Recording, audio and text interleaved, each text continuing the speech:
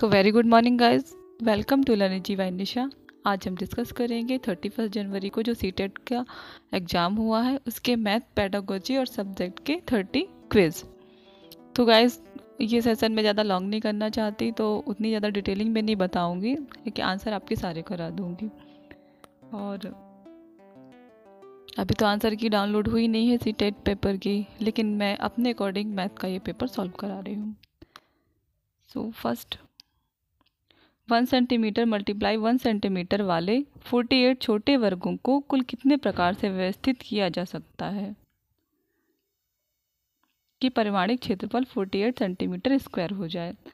तो गाइस, इसके लिए आपको कुछ नहीं करना, 48 के आपको फैक्टर कर लेना है, और फैक्टर करने पे जो भी आपके पेयर बनेंगे, जितने भी पेयर बनेंगे, वही इसका आंसर है। तो हमारा आंसर क्या हो जाएगा? 5, क्योंकि इसके 5 पेयर बनेंगे, बस यही आंसर है।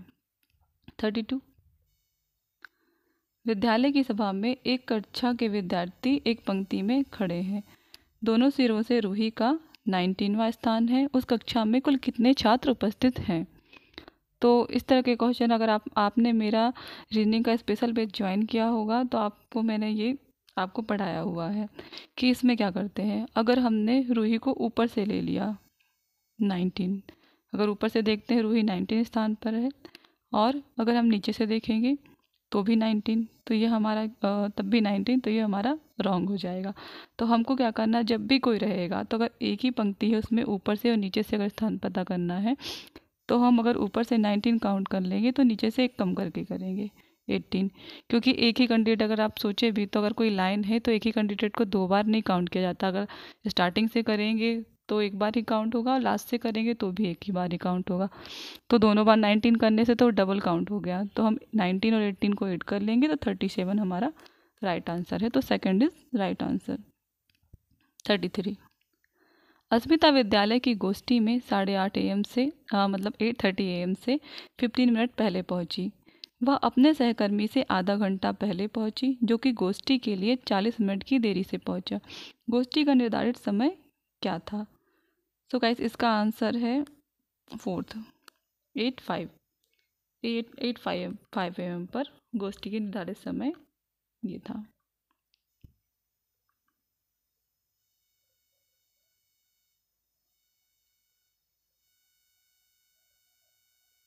34, एक संख्या 100 के आधे से अधिक है, या 6 दहाई से अधिक और 8 दहाई से कम है। इसके अंकों का योग 9 है, और इसका दहाई का अंक इकाई के अंक का दुगना है। तो अगर आप इस क्वेश्चन को सॉल्व भी नहीं करेंगे ना, आपको पेन पेंसिल पेपर कुछ भी ऐसा कुछ करने की ज़रूरत ही नहीं है कि आप पेन पेंसिल उठाएं। आपको जस्ट देख लेना है कि यह यह 6 दहाई से अधिक, इट मीन्स 60 से अधिक होनी चाहिए, 60 प्लस होनी चाहिए, और 8 दहाई से कम मीन्स 80 से कम होनी चाहिए, और इसके अंकों का योग 9 है। तो जनरल हम देख लेंगे कि किसको ऐड करने से 9 आ रहा, तो 6 और 3 को ऐड करेंगे तो 9 आएगा, और 8 और 1 को ऐड करेंगे तो 9 आएगा। आगे अपन पढ़ेंगे कि दहाई का अंक इकाई के अंक का दुगना है। तो अगर 8 को हम डबल करते हैं तो 9 तो आता नहीं है, लेकिन हम 3 को अगर डबल करेंगे तो 6 आता है। तो हमारा राइट आंसर क्या है? 63। तो कुछ क्वेश्चन तो आपको ज़्यादा सोचने की ज़रूरत नहीं है, आप खुद ईजिली लगा लेंगे, बस उनको थोड़ा सा समझ लें आप। 35, विभिन्न स्टेशनरी लेखक सामग्री वस्तुओं की दरें नीचे दी गई हैं। तो ये सारी चीज़ें आपको नीचे दिखाई गई हैं, आप देख लीजिए। क्रेयॉन, एक पैलेट और ये सब सारी चीज़ें। हमें आंसर क्या देना है कि सोहेल ने 1 packet crayon, 2 packet pencil, 1 packet sketch pen, 1 कैंची, चमकीले कागज़ की 5 सीटें और 1 पैकेट सजावटी स्टिकर खरीदे हैं। उसको कितना भुगतान करना होगा? तो इसके लिए हमें क्या करना है? कुछ नहीं करना, पहले इन सबको मल्टीप्लाई कर देना है और बाद में हमें इनमें एडिशन कर देना है। तो हमारा राइट आंसर क्या है? 100.50।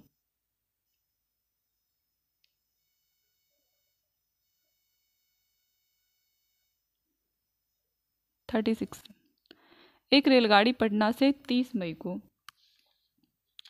2020 को 23 40 घंटे पर चलती है और मुंबई 1 जून 2020 को 5:15 घंटे पर पहुंचती है। तो रेलगाड़ी की यात्रा का कुल समय कितना है? ये भी कुछ वेरी इजी, आपको ऐड करके बता देना है। तो इसका आंसर क्या है? 29 घंटे 29 आवर एंड 35 मिनट 37।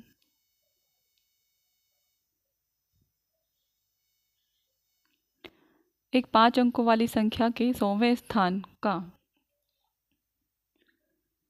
अंक 10,000वें स्थान के अंक का तीसरा चौथाई और 10वें स्थान अंक का अंक 100वें स्थान के अंक का 2/3 है। 10वें स्थान का अंक सबसे छोटा आवाज़ संख्या का वर्ग है और 1000वें स्थान का अंक एक अंक वाली सबसे बड़ी आवाज़ संख्या है। यदि इकाई स्थान का अंक सबसे बड़ी एक अंक वाली विषम संख्या है तो संख्या क्या होगी? तो हमारा राइट आंसर क्या है? फर्स्ट हमारा 87649।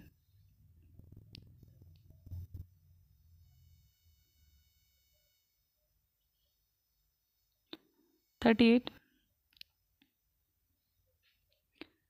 17,863 पाने के लिए हमें 8,088 और 8,808 के योग में से क्या घटाना चाहिए? तो सिंपल सी बात है, हमें इसमें कुछ नहीं करना, इन सबको ऐड कर लीजिए और जो आएगा उसको इससे सब्ट्रैक्ट कर लीजिए। तो हमारा राइट आंसर है 7041।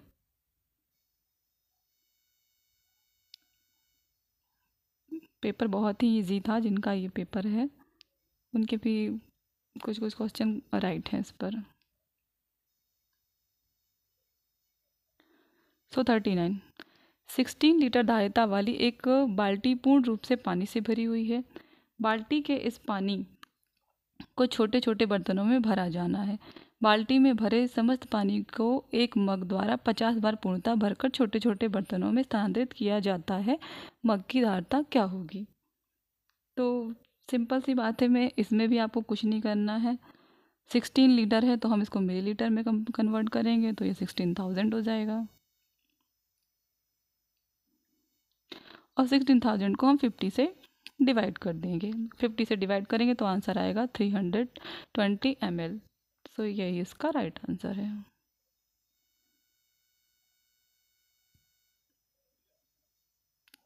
फोर्टी। एक टैक्सी का मीटर पहले 2 किलोमीटर की यात्रा के लिए 50 रुपये का भाड़ा दिखाता है और उसके बाद प्रति किलोमीटर की यात्रा के लिए 16 रुपये का भाड़ा दिखाता है। मंजू ने अपने घर से रेलवे स्टेशन तक की यात्रा के लिए ₹258 किराया दिया। उसके घर से रेलवे स्टेशन की दूरी कितनी है? तो ये भी आपका बहुत ही ईजी है। अगर वो पहली बार टैक्सी के मीटर में 2 किलोमीटर करती है तो 2 किलोमीटर चलेगी अगर, तो वो उसे कितना दे चुकी है? स्टार्टिंग में उसे 100 रुपये दे चुकी है, ठीक है। उसके बाद पर अगर वो 10 किलोमीटर और चलती है तो कितना दे देगी? 160 दे देगी। सो इस तरह टोटल टीम में वर्क कितने दे चुके रहेगी? 260 रुपीज़ दे चुकी रहेगी। और इसका आंसर हमें कैसे देना है? लगभग में देना है। तो हम इसका कितना आंसर देंगे? 12 किलोमीटर देंगे और 258 दिखा रहा है। तो हमारा राइट आंसर क्या है? फर्स्ट है, क्योंकि पहले 2 किलोमीटर फिर 10 किलोमीटर तो 12 किलोमीटर हो गए। 41। निम्नलिखित तालिका मारिया और शहनाज द्वारा 100 में से प्राप्त 5 विषयों के अंक दर्शाता है। और ये आप देख लीजिए और फिर देखना है। ऊपर दी गई तालिकाओं के आधार पर निम्नलिखित में से सही कथन को पहचानिए। तो हमारा राइट आंसर क्या है? मारिया और शहनाज के कुल प्राप्तांक समान है। इनको जो भी मार्क्स मिले अगर आप उन्हें टोटल करेंगे तो दोनों सेम है।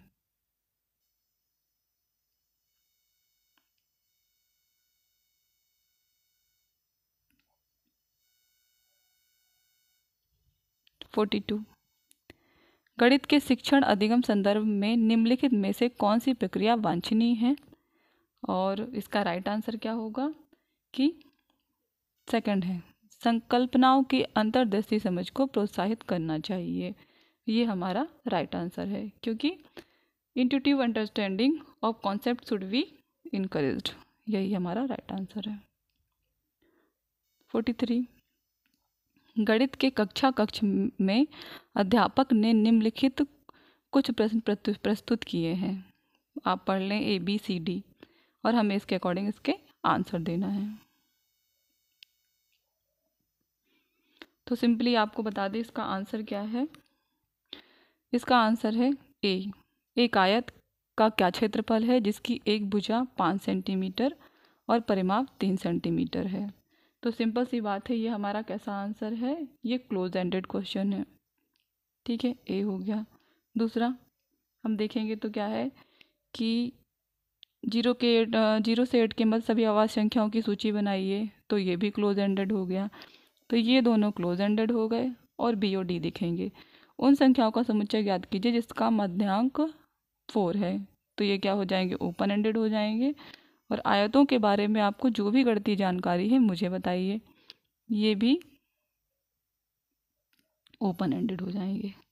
तो ए और सी कैसे क्वेश्चन हो गए, क्लोज एंडेड हो गए जिनका आंसर एक ही आएगा। और बी और डी कैसे हो गए, ओपन एंडेड होंगे जिनके एक से अधिक आंसर हो सकते हैं। तो हमारा राइट आंसर हो जाएगा 4।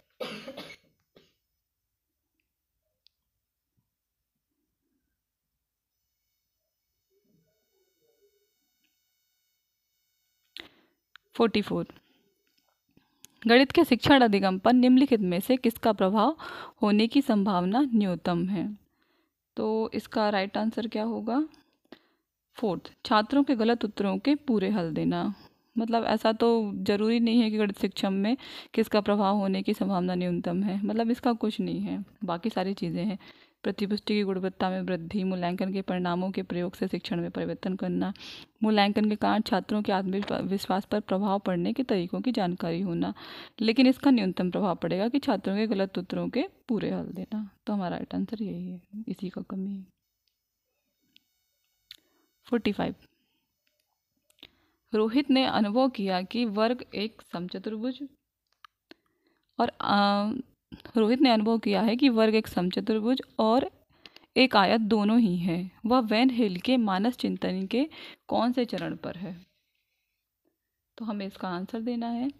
तो हमारा राइट आंसर क्या होगा, 3rd, स्तर 2, संबंध में रिलेशनशिप।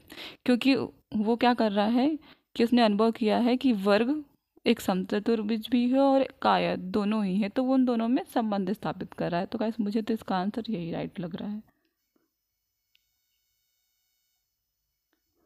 46, किन्हीं दो पूर्ण संख्याओं का योग एक पूर्ण संख्या होता है। पूर्ण संख्याओं के इस गुण को इस प्रकार उल्लेखित किया जाता है। तो इसका राइट आंसर क्या होगा, ये क्या होगी, क्लोजर प्रॉपर्टी होगी, मतलब समवर्ग गुण है इसका। क्योंकि दो पूर्ण संख्याओं का योग एक पूर्ण संख्या होगी, तो आंसर तो एक ही आने वाला है। तो ये क्या कैसी प्रॉपर्टी हो गई, क्लोजर प्रॉपर्टी हो गई। 47, गणित के शिक्षण अधिगम के विषय में निम्नलिखित में से कौन सा कथन सत्य नहीं है। फर्स्ट, आंसर ही दे देते हैं, नहीं तो फिर बहुत टाइम वेस्ट हो जाएगा।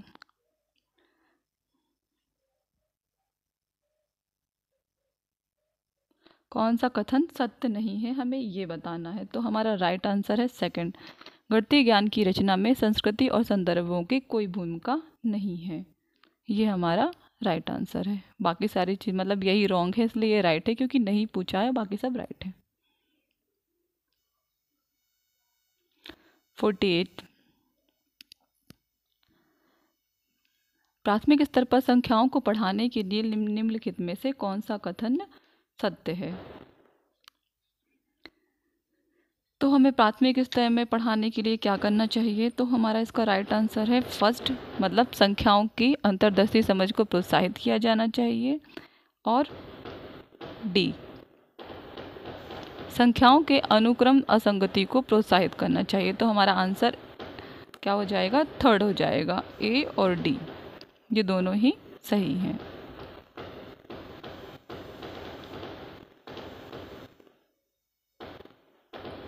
49, प्राथमिक स्तर पर गणित पढ़ाने के लिए निम्नलिखित में से कौन सा पहलू अत्यंत महत्वपूर्ण है। तो अगर आपको प्राइमरी लेवल पर मैथ टीचिंग करनी है तो आपके लिए क्या इंपॉर्टेंट होगा। अगर हम क्या करेंगे कि जो चिल्ड्रंस लाइफ एक्सपीरियंस से जोड़कर बच्चों को पढ़ाएंगे, मतलब बच्चों गणित को बच्चों के जीवन के अनुभवों का भाग बनाना है। ये राइट आंसर है। 50, निम्नलिखित क्रियाकलापों में से किसके विद्यार्थियों में त्रिविम विवेचन दिक् स्थान की समझ विकसित होने की सर्वाधिक संभावना है? तो इसका राइट आंसर क्या होगा अपना?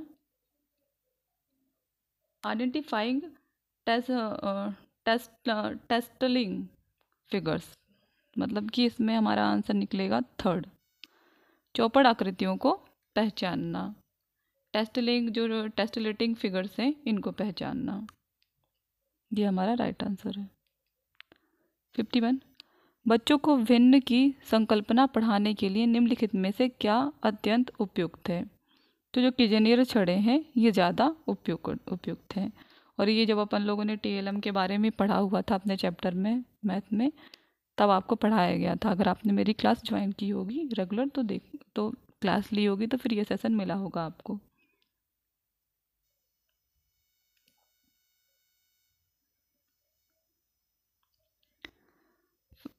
52, गणित की प्रकृति के विषय में निम्नलिखित में से कौन सा कथन सत्य नहीं है? तो इसका राइट आंसर है सेकंड, गणितीय संकल्पनाओं की प्रकृति श्रेणीबद्ध है। तो ये हमारा रॉन्ग हो जाएगा और यही आपके लिए राइट आंसर है, क्योंकि सत्य नहीं पूछा, क्योंकि मैथ की कोई हायरार्की नहीं होती है और यही हमारा राइट आंसर है।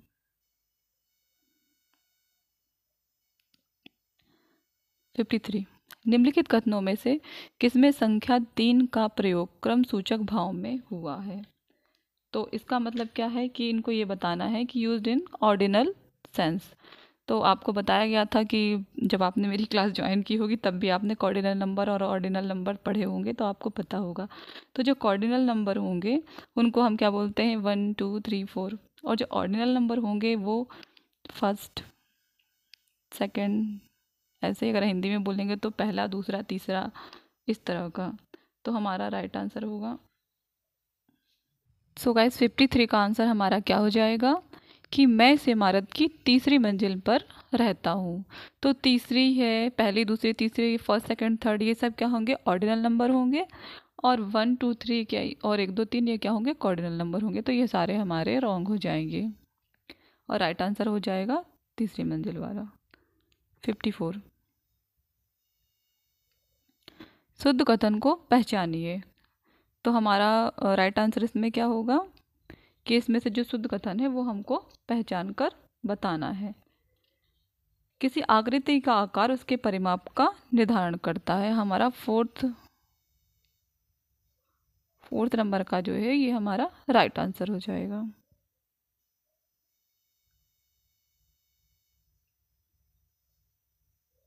55, गणितीय पाठ्यक्रम के संबंध में शुद्ध कथन को पहचानिए।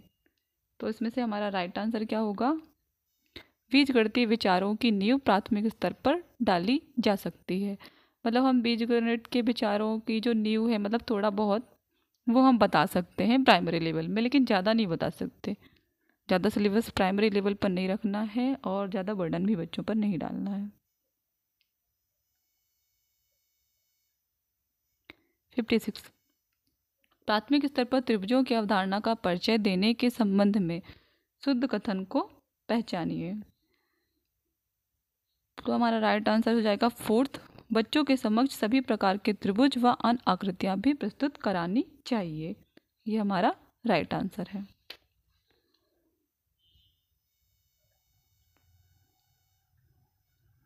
57, एक विभाजन के प्रश्न में भाजक भागफल का 5 गुना है और शेषफल का दुगुना है। यदि शेषफल 5 है तो संख्या क्या होगी? So our right answer is third 25। इसमें भाजक आपका कितना आएगा? 10 आएगा और भागफल आएगा 2 और हमारा राइट आंसर क्या है? 25। 58, 5 क्रमागत संख्याओं का योग 20 है। प्रथम 3 क्रमागत संख्याओं का योग क्या है? तो हमारा जो 5 क्रमागत संख्या उनका योग 20 है और पहली 3, तो पहली 3 क्या हो जाएंगी? 2 3 4, तो 4 3 4 5 6 7 और 8 9। 9 हमारा आंसर सेकंड राइट है। 59। एक वर्ग के रूप में तार 144 सेंटीमीटर स्क्वायर का क्षेत्रफल घेरता है। यदि इसी तार को एक आयत के रूप में मोड़ा जाए तो इसकी लंबाई 16 सेंटीमीटर है, जो कि कितना क्षेत्रफल घेरा जाएगा। तो गाइस, मैंने इस टाइप के आपको बहुत बार क्वेश्चन अपने सेशन में लगवाए हैं। इसका राइट आंसर है 128 सेंटीमीटर स्क्वायर। 60। निम्नलिखित भिन्नों में से सबसे बड़ी और दूसरी सबसे बड़ी भिन्न क्रमशः कौन सी होगी। तो इसका हमारा राइट आंसर है फर्स्ट